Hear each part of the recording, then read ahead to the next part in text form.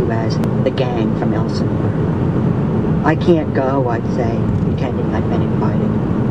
I really need to go home, concentrate on my line. You go ahead, though. I'll just call my mother. She'll pick me up.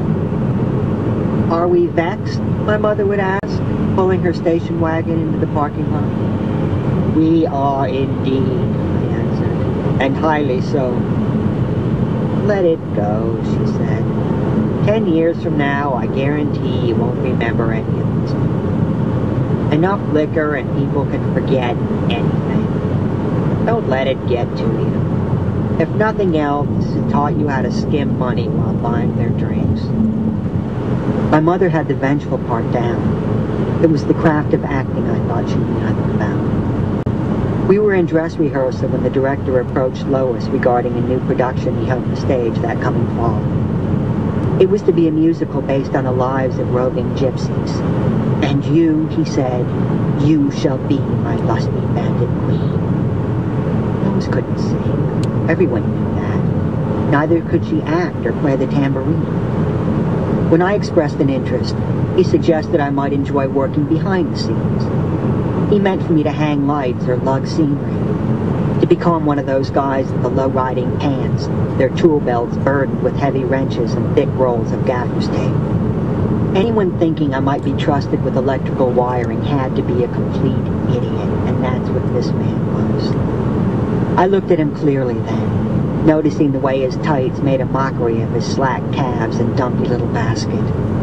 Vibrant soul of a dumbhead indeed. If he was such a big stinking deal, what was he doing in Raleigh? His blow-dried hair, the cheap Cuban-heeled shoes and rainbow-striped suspenders, it was all a sham. Why wear tights with suspenders when their only redeeming feature was that they stayed up on their own? That's how they got their name, tights. And acting?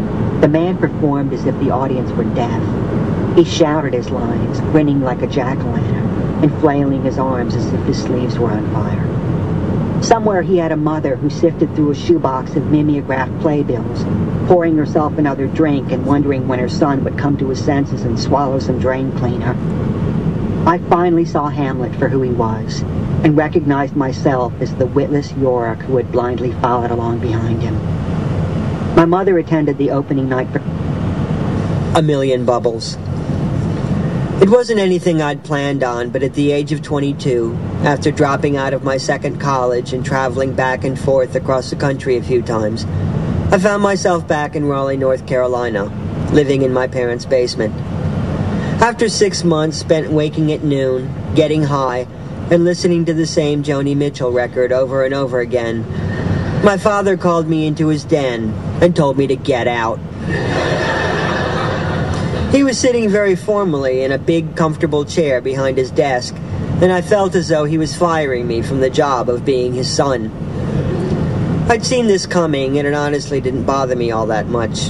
The way I saw it, being kicked out of the house was just what I needed if I was ever going to get back on my feet. Fine, I said. I'll go. But one day you'll be sorry. I had no idea what I meant by this. It just seemed like the sort of thing a person should say when being told to leave. My sister Lisa had an apartment over by the university and said that I could come stay with her as long as I didn't bring my Joni Mitchell record. My mother offered to drive me over, and after a few bong hits, I took her up on it. It was a 15-minute trip across town, and on the way, my mother and I listened to the rebroadcast of a radio call-in show in which people phoned the host to describe the various birds gathered around their backyard feeders. Normally, the show came on in the morning, and it seemed strange to listen to it at night. The birds in question had gone to bed hours ago, and probably had no idea they were still being talked about. I chewed this over and wondered if anyone back at the house was talking about me. To the best of my knowledge, no one had ever tried to imitate my voice or describe the shape of my head, and it was depressing that I went unnoticed while a great many people seemed willing to drop everything for a cardinal. My mother pulled up in front of my sister's apartment building, and when I opened the car door, she started to cry, which worried me because she normally didn't do things like that. It wasn't one of those I'm going to miss you things, but something sadder and more desperate than that. I wouldn't know it until months later, but my father had kicked me out of the house, not because I was a bum, but because I was gay. Our little talk was supposed to be one of those defining moments that shapes a person's adult life, but he'd been so uncomfortable with the most important word that he left it out completely, saying only, "I think we both know why I'm doing this." I guess I could have nailed him down. I just hadn't seen the point. Is it because I'm a failure? A drug addict? A sponge?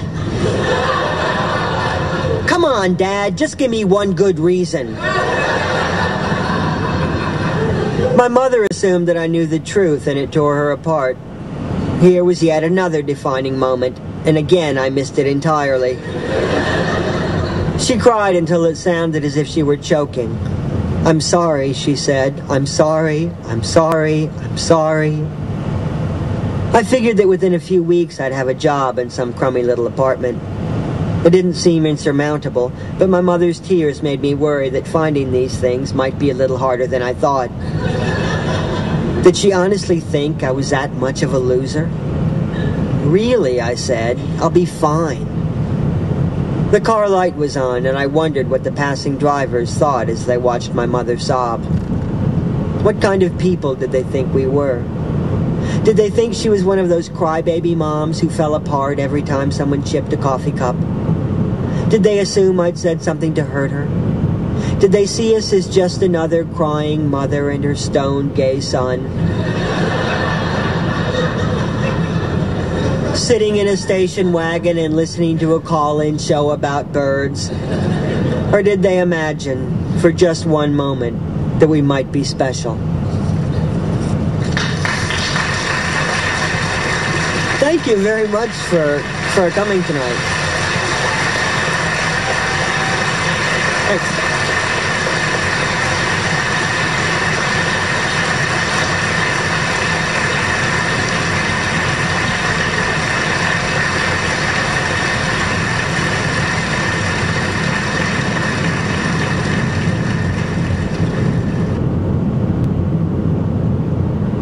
I've always liked the idea of accessories. It was my search for something discreet, masculine, and practical that led me to the Stadium Pal. An external catheter currently being marketed to sports fans, truck drivers, and anyone else who's tired of searching for a bathroom. At first inspection, the device met all my criteria. Was it masculine? Yes. And proudly so. Unlike a regular catheter, which is inserted directly into the penis, the Stadium Pal connects by way of a self-adhesive condom, which is then attached to a flexible rubber tube. Urine flows through the tube and collects in the Freedom leg bag, conveniently attached to the user's calf. The bag can be emptied and reused up to 12 times, making it both disgusting and cost-effective. And what could be manlier? Was it discreet? According to the brochure, unless you wore it with shorts.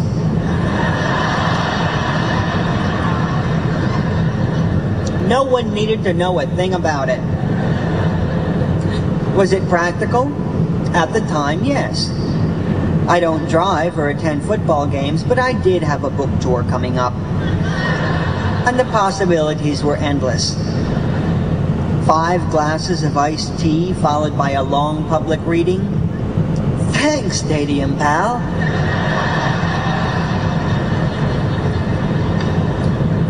The window seat on an overbooked cross-country flight?